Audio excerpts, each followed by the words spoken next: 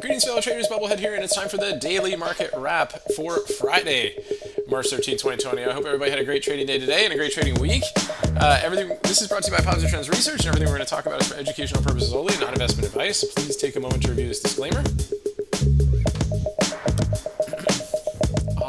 Awesome. All right, let's check and see where we finished up here. So here's the monthly chart. Right, obviously we're not done with March yet, but this was key, right?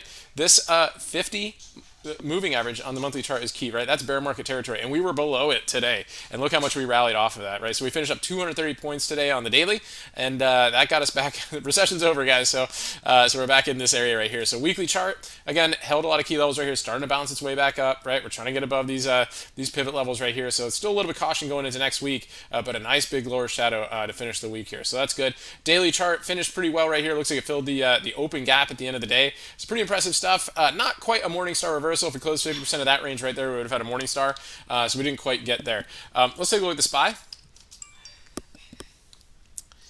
All right, and so with the SPY, we have a hammer right here, and so again, same thing, filled the gap today, and didn't quite fill the closing gap, so it's not quite bullish yet, but it was a nice rally into the close, and certainly the president's talk at the end of the day played something into that, that type of big movement at the end of the day. Let's take a look at the S&P futures and see how they behave there at the end of the day. So left us at the end of the week with some positive news, right? That companies are coming together, working together to all work together to help fight the virus that's out there. So it's kind of a nice way to end the week right there. In terms of hope, into next week, because that's one thing we pray for, is that everybody stays well and does.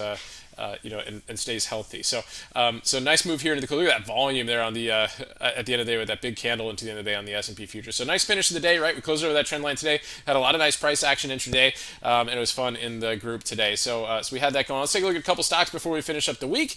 We got Apple. So the Big Apple. So up 29 points, what a rip into the close today. It stayed mostly in its 15 orb range. And again, the daily chart here is actually really nice on this one. Pretty much a Morningstar reversal. That should be a bigger candle right there.